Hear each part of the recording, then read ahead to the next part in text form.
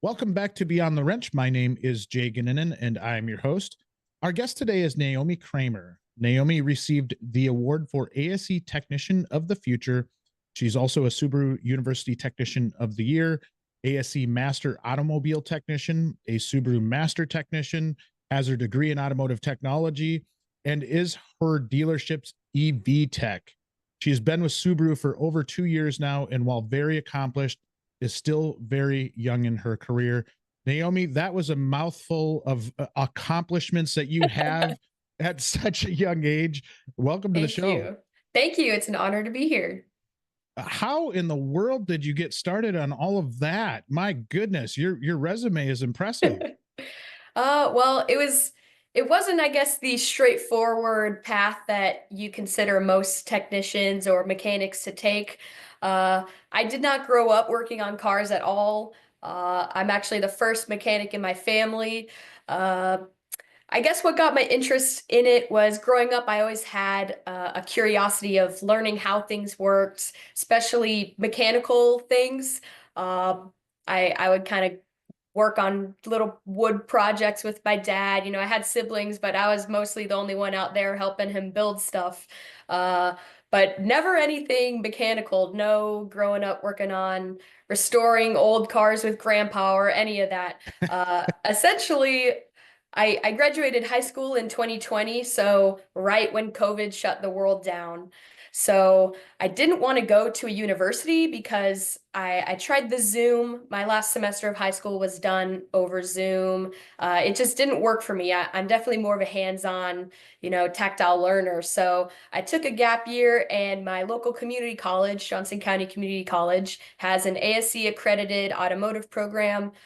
Really, really great program. So I just decided, well, I've always kind of had an interest in learning how cars work. So that's pretty much what I decided to do. I just was like, you know what? Let's go for it. And I've been doing it ever since. And it's definitely become a passion of mine.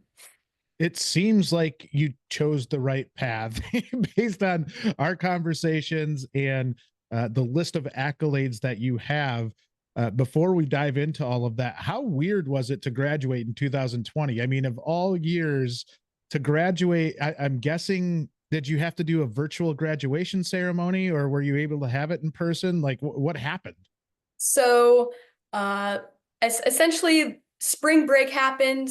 The world was like, are we going to come back? Are we not? And the district decided, no, we're not. So we did have an in-person graduation. It was done in, I want to say like July, so late in the summer, and it was done on the school football field. So all the chairs were 6 feet apart.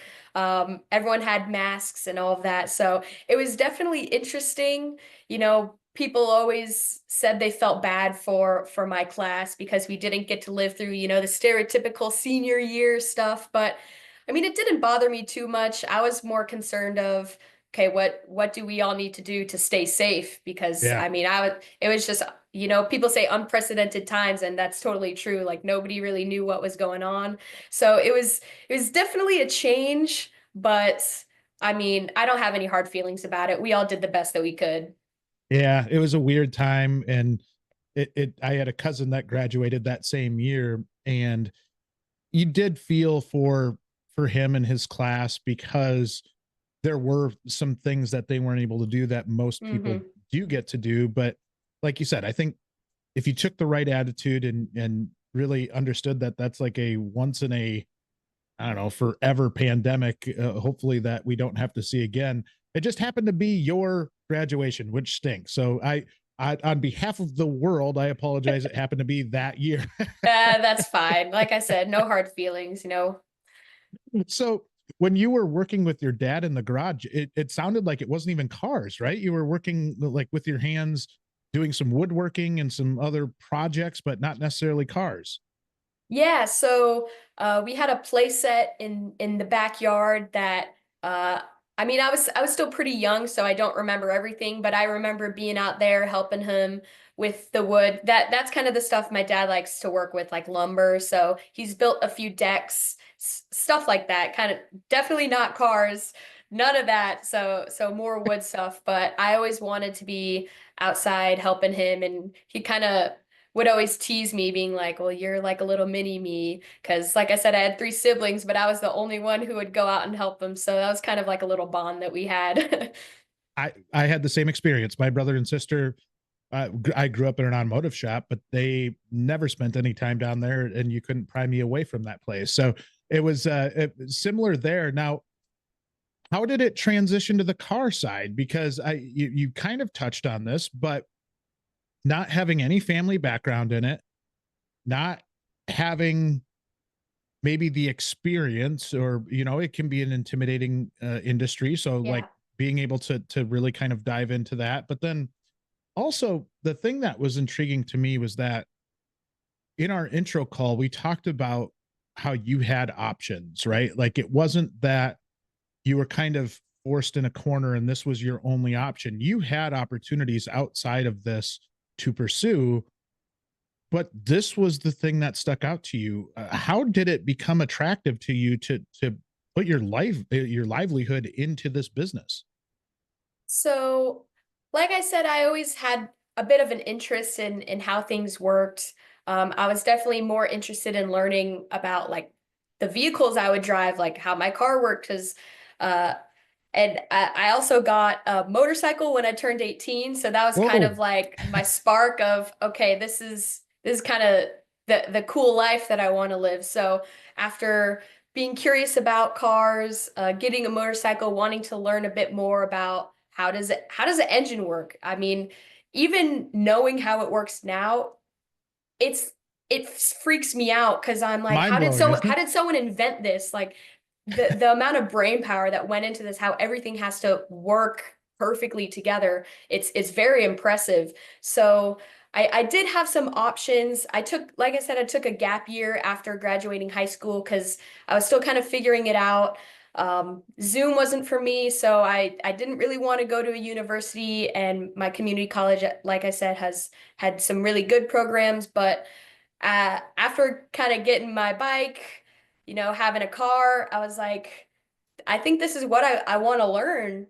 It just really stuck out to me, and I started to grow a passion in it. So I decided to expand my knowledge on it. And I think I did make the right choice because uh, there's plenty of opportunity in the trades that, I went to a school district, specifically a high school that was very college heavy, like go to a 4-year university and then build your life from there. But I definitely think that people need to keep in mind there's other options. If sometimes school isn't for everyone, and being more hands-on like I am, there's other options, like specifically in the trades, that people can take and excel in, and really build a great career out of, because that's what I'm trying to do here. So Well, you're doing a heck of a job at it. Did going back through those conversations in high school, were you ever did they try to steer you towards engineering or anything like that? Because I feel like a lot of engineers kind of have that background too, or that mindset of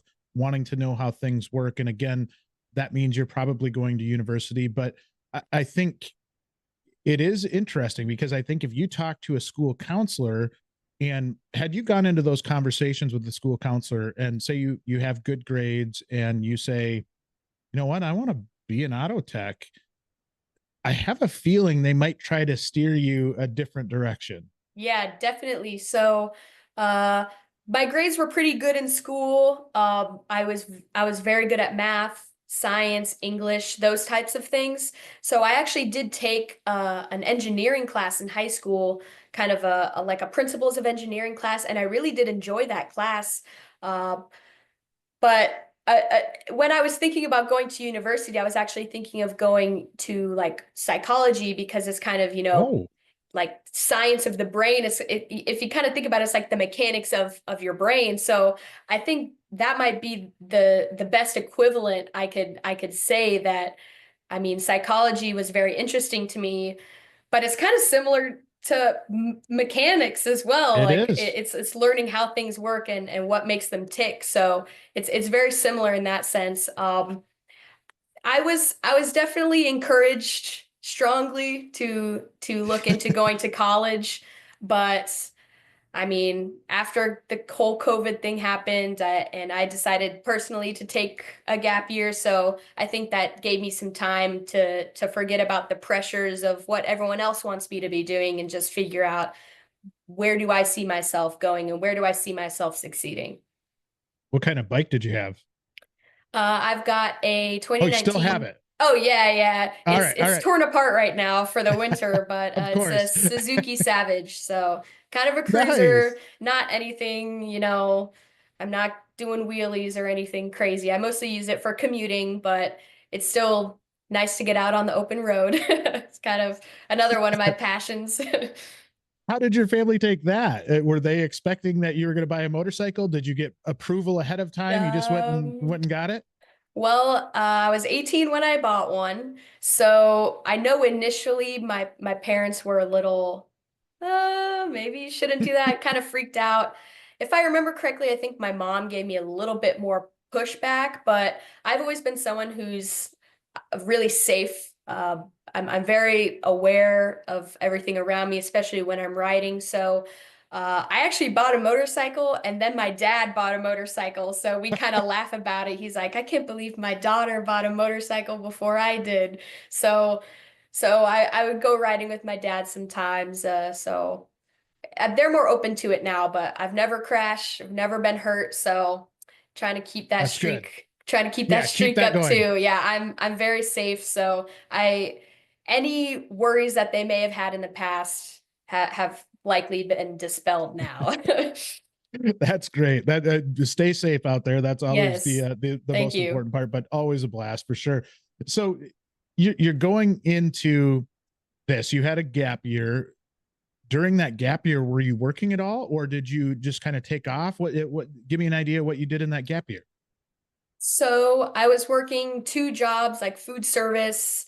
So morning at a coffee shop, nights at a pizza place, stuff like that. Just trying to work, save up money, and figure out what my plan was.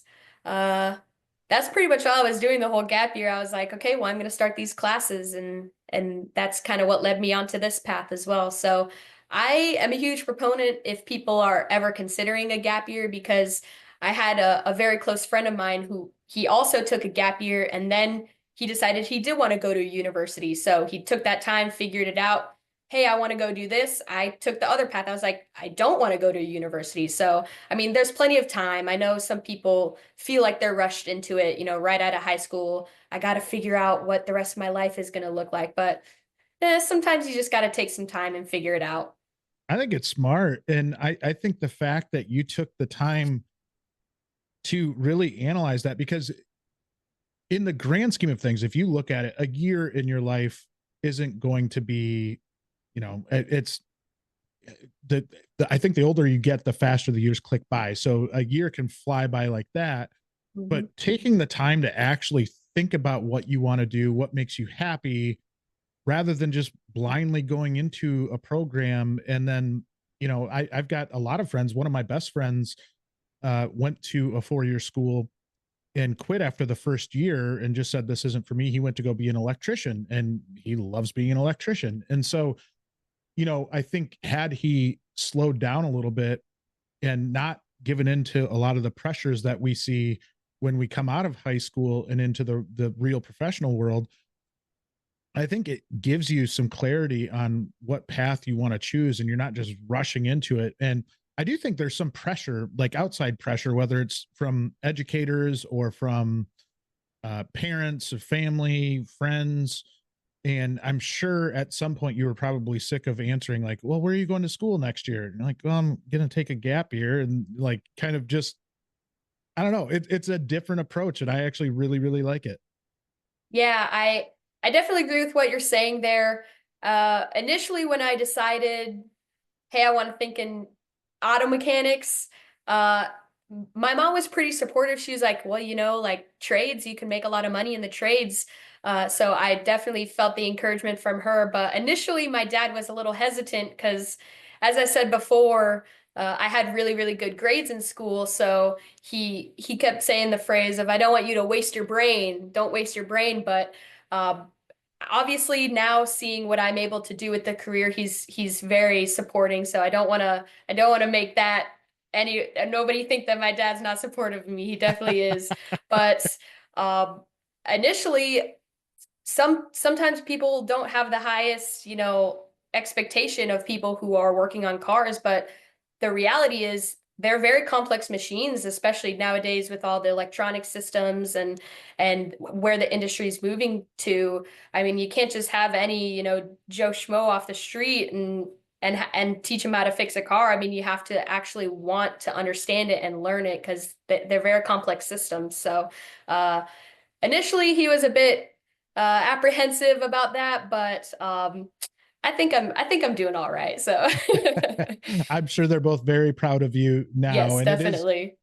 it is one of those things that we as an industry have to do a better job of creating that image of it does take really smart people to fix these vehicles. It does take really top end talent. It can't just be that we're settling for people that didn't have other choices because they just chose this because it was the one thing that they thought looked cool.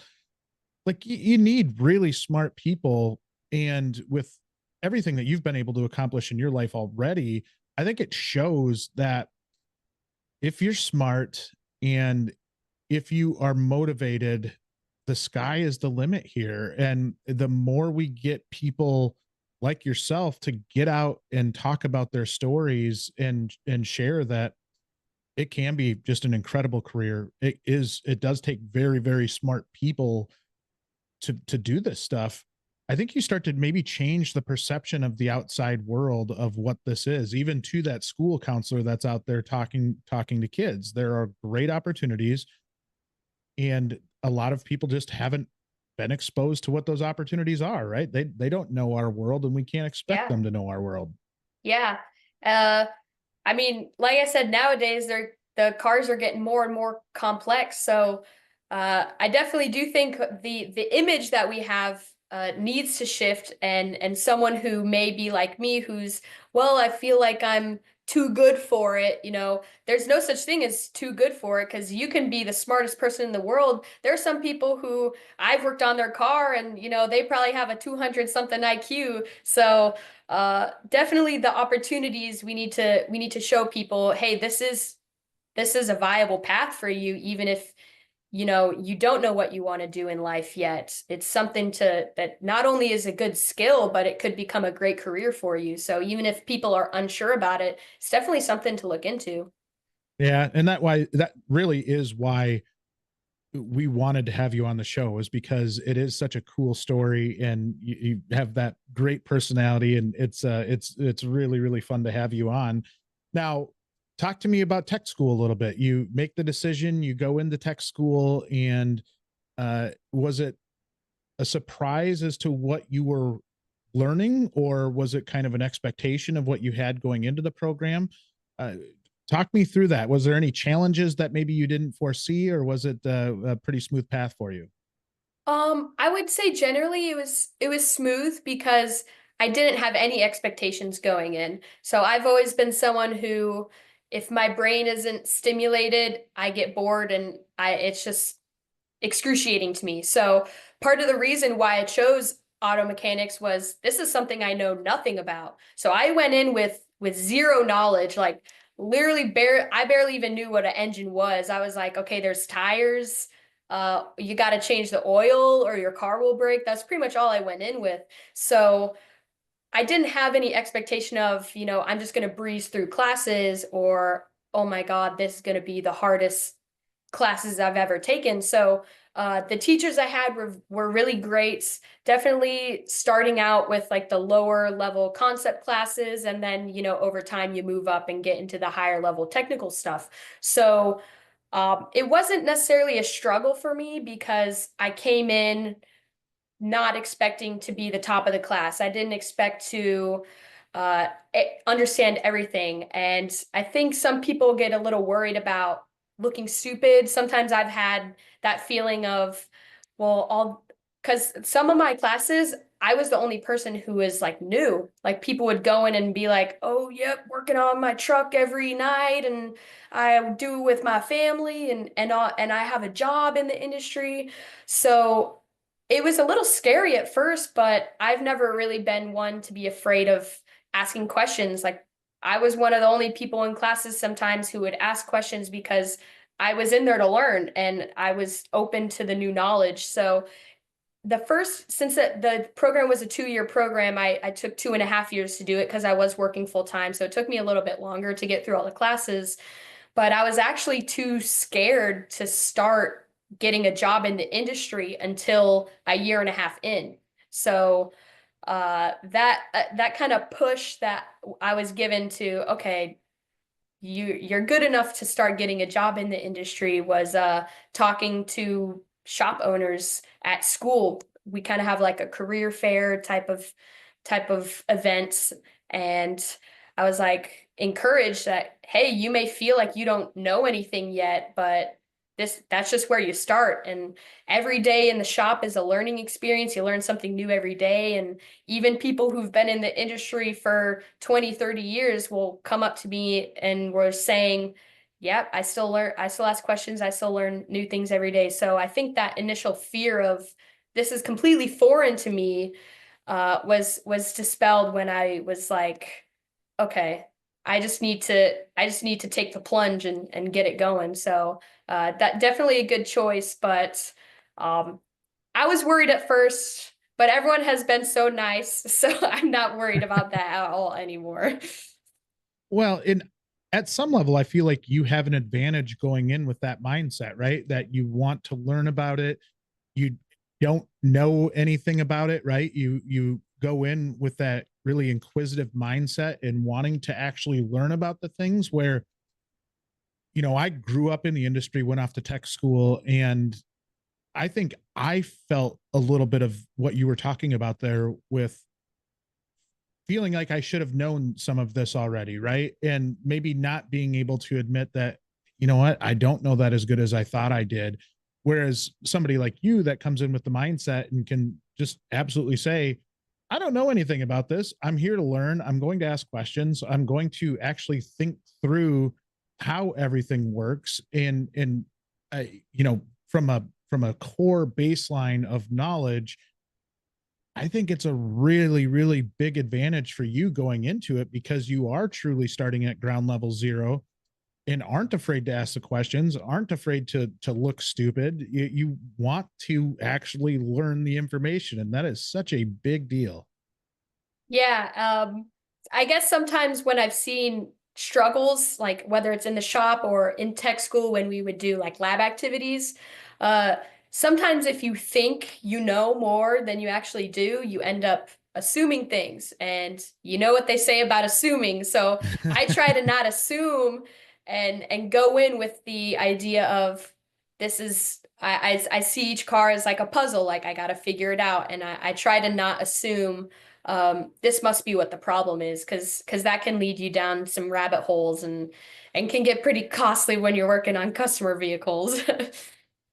Absolutely. Now, as you're going through tech school, was there anything that tripped you up or that you struggled with maybe more than you thought you would? Um, I guess I wouldn't say so. Mostly, maybe the physicality of it, not necessarily like the strength required to do it, but Uh, conceptually, I'm very good at understanding things. So electrical, I was really good in those classes because it's kind of electrical is pretty much like little puzzles. So I that was like a challenge and stimulation to my brain.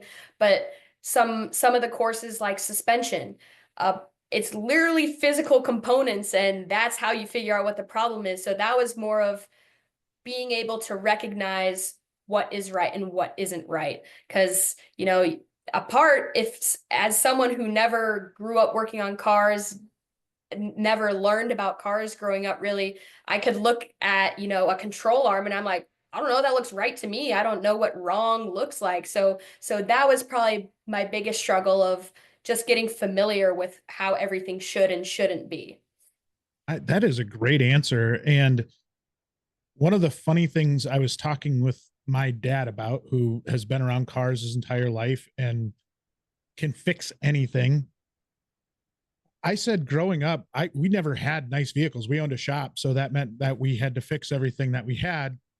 And I remember when I first started working on vehicles, I said, I hindsight's 2020, but looking back, one of the funny parts was I had trouble understanding what a good car drove like. I didn't drive nice cars when I was 16, 17, 18 years old, right? So you're trying to diagnose you're driving this vehicle and you're like, I don't know, this seems way better than what I'm driving right now. So I don't know what they're complaining about, right? And so it is funny because when you said I don't know what good looks like or what I don't know what bad looks like, it's so true. And I struggled with that myself. Yeah, I mean, sometimes I kind of run into that too. I because the Subarus, most of the newer cars, they're really, really nice cars, and I've only ever really driven kind of older cars. So, like specifically, some concerns will be like the heated seats aren't getting hot enough, and I'll sit in. I'm like, well, I've never had a car with heated seats, so it feels hot to me. Like this is right. So you always got to do your due diligence because the people who drive their cars every day know when something's wrong. So you just gotta trust them and and try to figure it out for them. But I'm like, Yeah. I don't know. It's warm, it's toasty, so Yes, I empathize with you there because I've been in that same boat. How much do technicians really make? At WrenchWay, we work with some of the best shops and dealerships across the country, and we've discovered that technicians often earn more than what some online sources suggest. For example, the Bureau of Labor Statistics reports that technicians make an average of $47,000 per year, but we know that's not reflective of the true earning potential of technicians. We've teamed up with ASE to create an online technician pay tool, a free, easy to use resource for both aspiring technicians and those already in the automotive and diesel industries. This tool lets you explore real pay data with customizable searches by industry, shop type, location, and experience level. Check it out at wrenchway.com/pay or follow the link in the show notes. We also encourage current technicians to anonymously submit their own pay data to help make the tool even better for everyone. Lastly, thank you for your continued support as we work to promote and improve careers in automotive and diesel. We couldn't do it without you. One thing I did want to touch on that I thought was really cool was the fact that you talked about employers coming in and talking, whether it's at a career fair or in front of the class, whatever it might be, and the impact that it had on you, because we talk to industry about that all the time, and that it is important to get in and show your face and get to know people. And that sounded like it gave you the comfort level to even kind of take that next step to get out of your comfort zone and actually work in industry. yeah. So in tech school, there were plenty of times when either dealerships or automotive groups or shops just in general would come in and take a whole class period and just talk to the class about, hey, this is what we do, if you need a job, come to us. The event that really got me into deciding, okay, it's time to take the leap. The school was doing a quarterly review of like the industry essentially and the program. And the head of the automotive department chose 4 students to come in and share our opinion about what school was like. So I was one of the students that was chosen to go talk in there. So it was 4 of us, young students in a room full of probably 40 shop owners, dealership owners, automotive group professionals. So it was definitely kind of daunting and being in that room. And I was sharing, hey, we get a really good conceptual education here of how things are supposed to work, but actually going out into the shop and doing the work is still kind of scary. And all of them were super encouraging. They were like, you just got to go for it, And sometimes I let my imposter syndrome get the best of me and think, what am I doing here? Like, I feel like an idiot, but like I said, every day's a learning experience. So I try to not, beat myself up or let other people beat themselves up about it because you just got to go for it and you'll never get the experience if you don't decide to make the change. Yeah, that is great, great advice. Now, how hard was it when you did start to get your feet wet in a shop to turn that theory into application? I think that's an area where a lot of fresh technicians can really struggle of taking the things that they've learned. And at times, you could have learned that a year and a half ago, and now you're using it for the first time, or 2 years ago, and you're using that knowledge for the first time. And maybe you're going back to a book and reading notes on things that you did learn about. But how difficult was that transition from going from tech school into industry? It was a little bit of a struggle, but my tech school was really good about we'd be in class for the first half of the night because I took night classes. So we'd be in class for the first half of the night, and then we'd be out in the shop practicing what we learned for the rest of the evening. So luckily, the dealership that I work at, the automotive group that owns the dealership that I work at has always been very encouraging about education and school. So when I started, they straight up told me, "Hey, whatever you're learning in class tonight, let us know and we'll get you working on something to practice that for you." So when I was in my alignment class, they were like, "Let's have you do alignments today." So I would say I felt very supported by my school and by my job to kind of ease that transition. But I really think that my conceptual knowledge was there because of how seriously I took school. And, I took notes in class, so that really helped me, digest the information and learn it. But I was put into an apprenticeship program. So the two techs that I worked under, I was asking them questions all day long. I'm sure that they were sick of me, but I took it seriously, and I think having the right support from my job was very beneficial to me in feeling more comfortable in, okay, like this is what my life is going to be. I'm feeling good. This is where I want to work. This is what I want to do. So yeah, they were very supportive of my schooling, and they let me schedule my hours around when I'd be going to class and all of that. So it was scary at first because I'd never been in a shop before, but once I got in there, I realized I know more than I think I do. And I think that might help maybe some younger people who are scared to take the leap. Is, I mean, you've been in the same class as I have, you've been learning the same stuff I have. So if I'm able to do it, you can do it too. Uh, And do you have any advice for folks on how to retain that information? You seem like a really, really smart person, but really being able to have it burned into your memory of this is how we were taught to do this one specific thing. Did you have anything that worked for you in terms of being able to really capture that information in your head?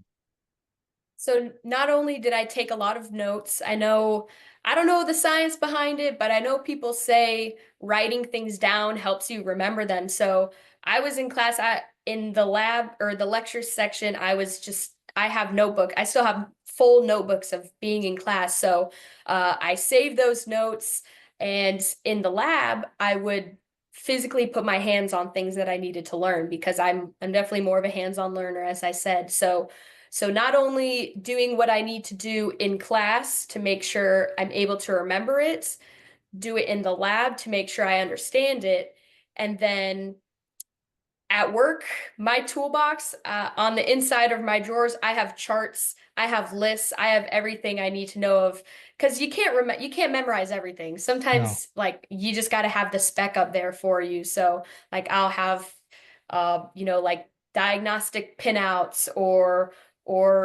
refrigerant pressures, static and dynamic, what they should be at certain temperatures, or the power flow through the transmission and what gears it goes through. So I put stuff up that I know that, hey, this is something I may need to refer back to. So I'll just keep it easily accessible. So I keep the stuff that I need, like my That's notes and really everything, that I just hang it up on the inside of my toolbox. That is really good advice. And if you're a young tech out there listening to this, I would highly encourage you to copy what she's saying there, because that was one of the things where you talk about the imposter syndrome. And I remember coming back and working in a shop at first, and I was hesitant to hang that stuff up because I was afraid of what others would think of me doing that. Right. Which sounds so stupid now when you like you think back to those times. But as you're saying that, I'm like, I remember going through school and them having, specific sheets for you. And so I think I put them in a binder and kind of hid the binder away so that I didn't feel like I was like the novice going through and looking at the different things. And whether it was like a photo that kind of helped me be able to visually see something in my head that would make it make more sense, or whatever it was, like quick specs or anything. And I wish, looking back, I would have taken your mindset through that to really say, okay, what is going to make me the most productive person out here? And I don't care what anybody else thinks. I'm going to do this because it's going to help me out as a person. Yeah. I mean, I guess one thing to keep in mind, what you're saying, you're worried about what other people will think about you. Uh, That's also dumb because everything's online nowadays. So all the charts and everything I have up are online. So the guy next to you, you may think he just knows it, but chances are he's looking it up online. So save yourself the 30 seconds of having to find it. And some service information is hard to navigate. So save yourself the time of having to look it up every time.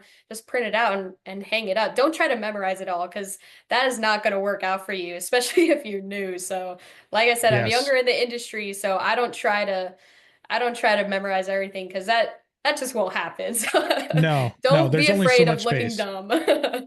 Yeah, it's funny because over the years, I think that completely went away from me to where now I don't care. Like, and if I sit in a class of some type, whether it's something technical or just something that is just a normal industry thing, I am the least worried about asking stupid questions. I will ask any question that I have to make it click in my brain. And that was something that I think it took me a long time to mature with and get comfortable with. But for those of you that are young, don't be afraid. Now, I will say, you talked about going to the other technicians and asking questions. And I'm interested to learn how you didn't make it overwhelming for them, right? Because I'll hear from experienced technicians a lot that'll talk about how, this person, they just keep asking question after question after question. They're not trying anything before they make that, or before they ask that question.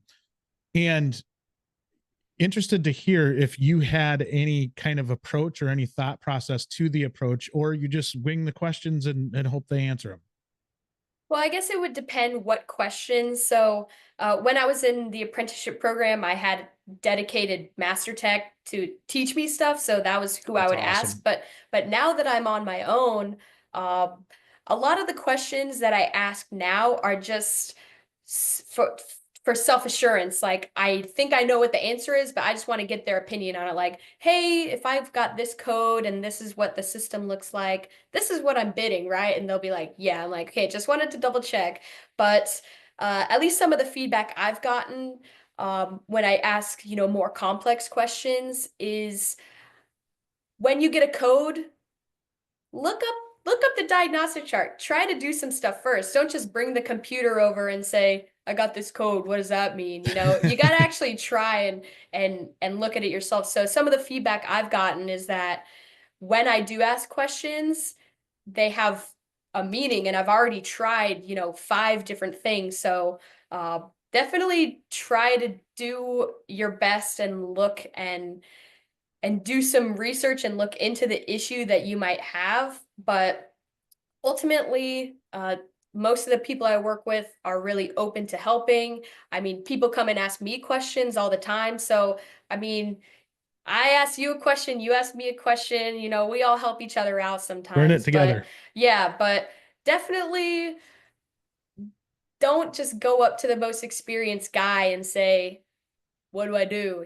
Try to start at least your process on your own. And if you get stuck, of course, ask for help. But yeah, most people are pretty open to helping each other and like when people ask me questions, I'm like, I drop what I'm doing. I'm like, yeah, let's go check it out. So That's awesome. And I do think some of the frustration with experienced techs is that they don't feel that young tech is going through the process of thinking through the problem, right? They're trying to jump to the solution, trying to take the path of least resistance to get it fixed. And for a lot of techs, a lot of us aren't good at communicating, right? Like there's a fair amount of techs that aren't good at communicating, but I'll try to my best to translate technician to normal public in that they want you to learn. They want you to actually think through the problem. They don't want to give it to you uh, in a way that isn't going to make you better and make you really, I think the next time you approach that same problem, be able to attack it in a different way because you learned the right way to do it. And I think that's an error that a lot of young techs make is that they're trying to jump right to the end. I think a lot of times, especially in the flat rate environment, the techs will think, okay, this job took me this long. And, say you've been in the job for a year and you're like, it took me 5 hours. It was only supposed to take me an hour. And here we are. But maybe taking a step back and saying, but you learn something that's going to apply the next time you do it. As long as you learn something, then it's almost considered an investment at that point, right? mhm. Rather than just kind of wasting time. And I always look at young technicians now and say, I think it's awesome when they work through a problem and they actually think through it. And you see the light bulb come on when they kind of put all the pieces together. And similar to what you said earlier in the podcast, it is kind of like a puzzle and trying to get all the pieces to match up and really in your brain try to get that to connect. And it's a thing of beauty when that happens, when somebody figures out that problem on their own. Yeah, uh, sometimes it's a struggle, but ultimately, I mean, like you're saying, it is an investment. But then again, sometimes cars are weird. Sometimes you run into a problem one time, you never run into it again. So True. I also have a fear of, making mistakes. So that's why I mentioned earlier, sometimes I ask questions that are just more to reassure myself, okay, this is what I'm doing is correct. But you also got to keep in mind, sometimes even the older techs don't know what's wrong and they just try to fix it, and oh, that first thing didn't fix it, so now we just move on. So um don't, like what you're saying, don't beat yourself up about it. I mean, it takes time to learn things and get that experience, but ultimately y- that 5 hours, you're saying it cost me 5 hours and I only got paid one. Well, that other 4 hours was still valuable because you're gaining the experience and you're gaining the knowledge. And even if you don't run into the exact problem again, you can use the same process, the same diagnostic procedure that you used, and just apply it to the next car. Yeah, absolutely. How long did it take for it to click for you? And when I say click, the confidence and just kind of when you go into work in the morning, you feel good about what you're doing. You feel that whatever they put in front of you, you're going to be able to attack. Like, how long did it take for that to click with you? I don't know if I've ever felt necessarily a click, but I really feel that being in the apprenticeship program was very beneficial to me. I know that, I went through school and got that knowledge there, but actually having someone in the shop who I was working with was showing me what he does every day, the processes he takes. I think that has been invaluable to me. So I've always kind of felt, hey, I walk into work, whatever happens, it just happens. So I try to not, I still kind of in the mindset of, I don't know what I'm doing, I'm still learning. So maybe it's good that I still have that mindset of, I try to, I guess what you're saying, attack each problem differently and trying to dig into it. But I mean, it doesn't really matter what comes into my bay or your bay or any guy's bay. I mean, it's broken and it's got to be fixed. So, however long it may take, however expensive the repair could get, I don't know if what I'm even saying makes sense, but It you know, I does. got practice under the master techs of heavy line work, so that definitely helped build my confidence up in that. Like I said, I really enjoyed electrical in school, so I think conceptually I have that. But I mean, sometimes some things are just harder than others, so maybe it isn't necessarily a click or necessarily a confidence in 100% what I'm doing, but it's the comfort of I feel comfortable with what I'm doing. I'm trying my best. I'm trying to give the customer the best experience, and everything else will fall into place from there. Well said. I love that. Now, when you're working under that master technician, walk me through a day in the life of that. Are you just shadowing that technician for the course of the day? Are they just watching you do work on vehicles? Is it kind of a combination of everything? How did that system align with you?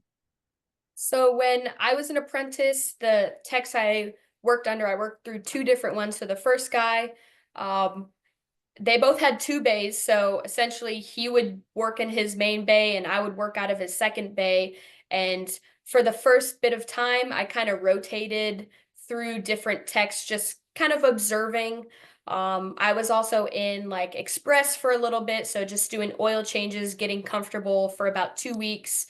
And then after that, I was just like, all right, you're stuck with him, you know? So he would do his work, and initially for the first bit he would teach me how to do stuff like start with the easy stuff of like brake jobs, you know, alignments, you know, um, maintenance services. So after time I was able to kind of move over to his second bay and do stuff for him essentially. So it was kind of a symbiotic relationship of I'm making him money in his second bay and he's teaching me, so that knowledge is my compensation for his work that he's getting.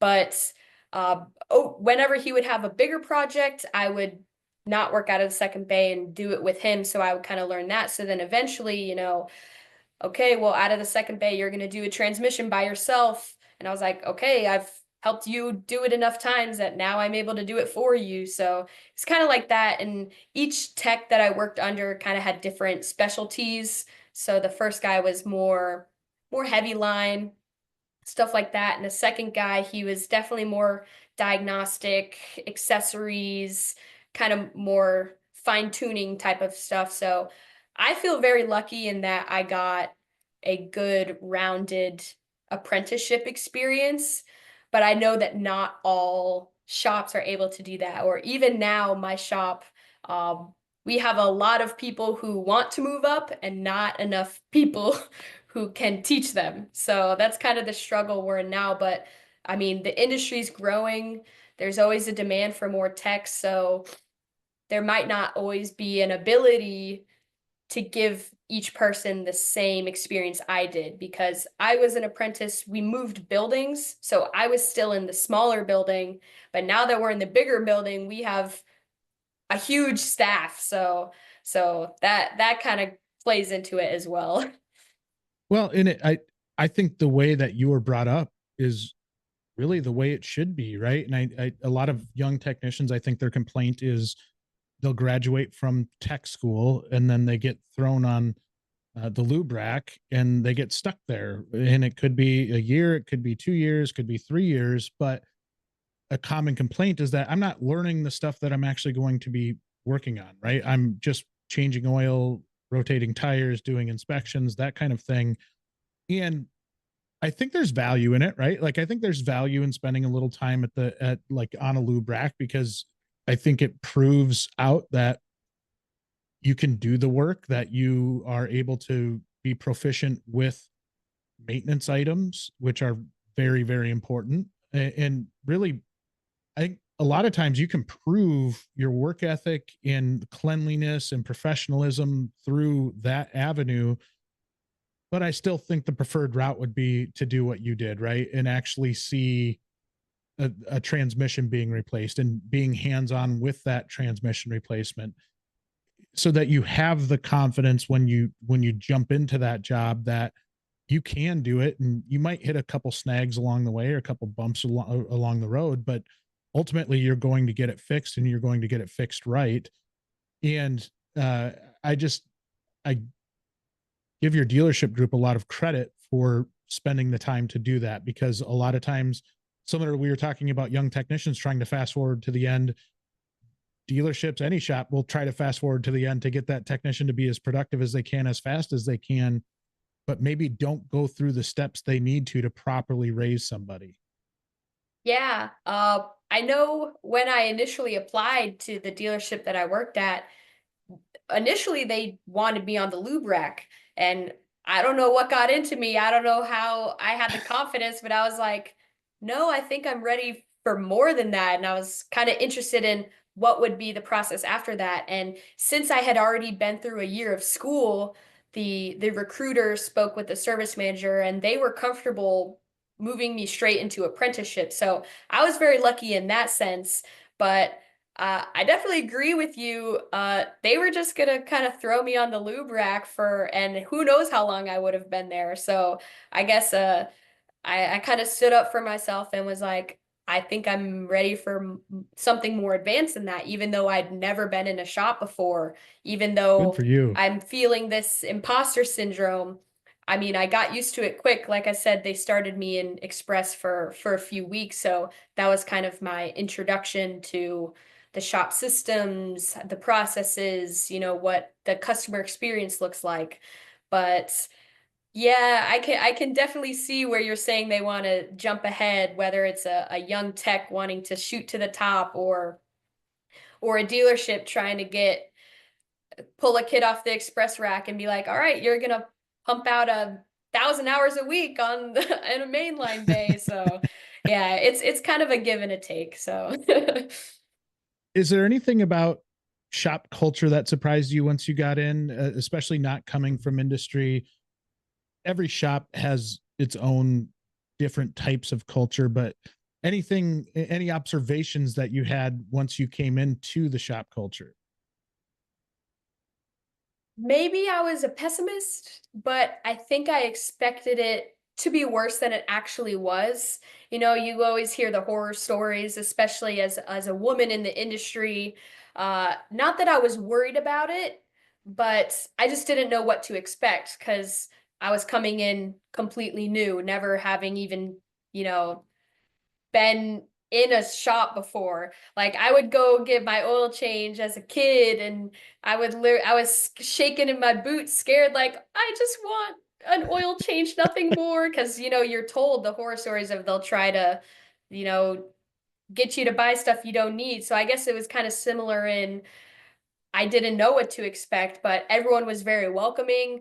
Uh, I spoke up when I needed to, and people were like, okay, like kind of getting a feel for me and my personality and kind of my spunk as well. So, um, I really like where I work, the dealership I work at, because how I explain it to other people who may be apprehensive is, for me, it's shop enough that I don't feel like I have to, be scared everywhere I'm going, hoity-toity, but it's also corporate enough where if someone says something out of pocket to me, I would feel comfortable going and telling, a manager or an HR. So luckily I've never had to experience that, but it also depends on where you work. So I kind of say the balance of shop to corporate feel is very comfortable for me where I'm at. So I really like the balance of that. Yeah, I totally get what you're saying too. And I've spent time in corporate America. I've spent time in small businesses. I've spent time in large family businesses, as well as owning my own business. And what you just said there resonated so true, because there is that level of having to toe the corporate line versus almost the complete lack of structure at some level. And finding that balance in between that kind of offers the best of both worlds is really really nice. So I'm happy to hear that's the case in your shop. I do have a question as it relates to new tech entering industry about tools. what was your take on tools? Did you understand the investment needed in tools up front? Were you like, once you kind of understood that, was it scary? I'm always interested to get fresh perspective on that. So, no, I had no idea how expensive tools were initially, even when I was in tech school. Um, they're expensive, so definitely something to plan on, but they're also an investment. So when I was first starting out, the only tools I had were this old toolbox that my dad used to have, like with random tools on the inside. So that was all I came in with. But when I was an apprentice, the master techs who I worked under, I would use their tools. But then once I transitioned, and being an apprentice, I was able to kind of slowly build up my own tool stock. I kind of had the time to do that because I did have tools from the master techs that I could use, but I also knew, all right, well, if this is what I'm going to be doing, I need to have what he has, and he's got so many. So I had some time to slowly build up.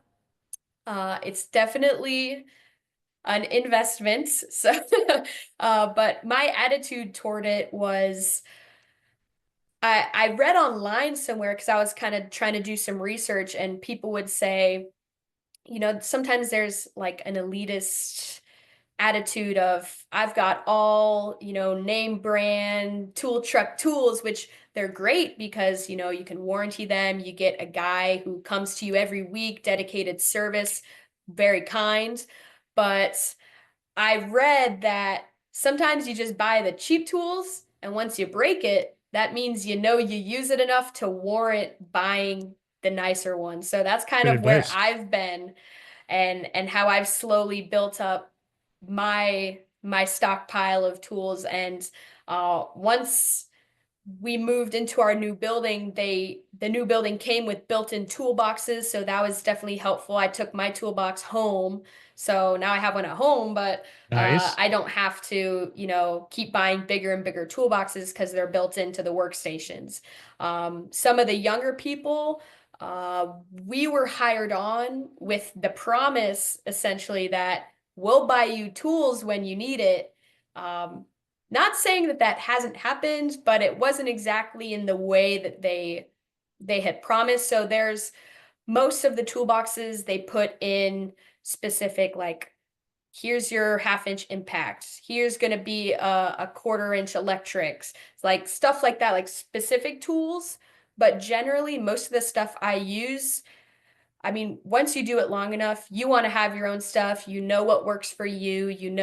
I like these types of sockets, or I only use electric. I don't like air tools. So you kind of get to pick and choose what tools you use to make you the most productive. So um, they can definitely get expensive. I try to stay smart about my tool purchases. Um, but yeah, I guess my attitude toward it is still, hey, I don't mind going to Harbor Freight and buying a set of, wrenches or sockets, but I do know once I break it, I use it enough, I make enough money on it essentially that it will benefit me to get the nicer, tool truck version of it because I use it so much that I broke it. So I need a That's good one now. that's great advice for any young technician. And it is easy to fall in the trap of just going on the truck and seeing all the nice, shiny, fancy stuff and wanting that, but having the self discipline to not chase after something. It's unfortunate, but I do see a lot of young technicians get themselves in bad positions financially because they feel like they need that latest and greatest tool when in reality you could probably get by without it. Just being smart enough to know what you need and what you don't, I think is powerful. I think good mentors help guide you in that direction and letting you know, hey, you probably don't need the top of the line for this particular job or whatever it is. So great advice there. As we kind of finish off the podcast, I did want to touch on the fact that you are your dealership's EV technician, and we talked a little bit about making mistakes and learning from those mistakes. Well, with EVs, you want to be careful on what mistakes you make, right? Because it could be really, really bad if you make a bad mistake on an EV. What was your mindset as you started to shift to working on these EVs? Was it one where maybe you were a little intimidated, maybe even scared, or did you just kind of go in eyes open, let's figure this thing out? Yeah, so I guess I took the same attitude toward it as when I started to work on ice cars too, of I don't know anything. I'm here to learn. So it was definitely different, but that's how it was for regular vehicles for me initially as well. So it was kind of similar in that, I'm learning something completely foreign to me. It's everything's new. The systems are they can be similar, but mostly they're completely different. So going to the training class, it was definitely kind of daunting at first because you know you're working with something, people say cars can kill you. Well, an electric vehicle, if you touch the wrong wire and you're not Will wearing your kill you. safety gear, it will zap you and you can die. So it was definitely scary in the sense of I don't want to make a mistake. And I kind of already have that attitude of I don't allow myself to make mistakes. Like it puts me on edge. I'm like, I can't make a mistake. I can't make a mistake. Well, this is a situation where I really cannot make a mistake. So maybe that attitude of holding myself to the standard of kind of perfection is helpful because if you make a mistake, someone could get seriously hurt. So when I do work on the EVs, when I'm working with a high voltage system, I'll put up the traffic cones, I'll put up the caution tape, I'll wear the gloves, the insulated gloves and the leather gloves. I've got the electric fire extinguisher right on my bench. I've got the glasses, I've got everything because you just don't want to mess with it. And seeing that the industry is seeming to move more toward either hybrid or electric vehicles, it is something that you got to keep in mind. Some of these things are completely different, and you just got to go in and expect to kind of be out of your comfort zone working on them. Yeah, and err on the side of caution. I think that's, Definitely. you know, uh, you and I talked about this before the podcast, but the mindset that I don't need that tape. I don't need, like, go through the proper procedure on this stuff because it is important and it could potentially save somebody's life. So I think uh, really approaching it with that professional mindset, which as we've talked, the more and more I've got to know you, you've just got that professional mindset that I think is going to be needed with technicians moving into the future. You've got an insanely bright future ahead of you, a lot of runway within this industry to do some just incredible things. And I appreciate you joining us for the podcast. I think there are probably about a million different things that we could talk about over the course of a podcast. So hopefully we can get you back on again sometime soon to talk about some of those other things. But what a pleasure to talk to you. You are a very, very bright person, and our industry is very lucky to have you. Thank you. It was very lovely to be here, and I definitely agree. I feel like we could just keep going all day. We'll do it. We'll get another one on the books at some point here and dive into some other topics. It was a lot of fun getting to know you, a lot of fun talking to you, and appreciate you being a guest on the podcast. Thank you. Yeah, it was very fun. And I appreciate the message you guys are trying to put out, especially toward younger technicians, because everyone who's listening, keep in mind, I'm 22. So don't look at me like I'm some, crazy experienced whoever. Like you can do it too. So just don't be too afraid and just jump right into it. It'll do you a lot better.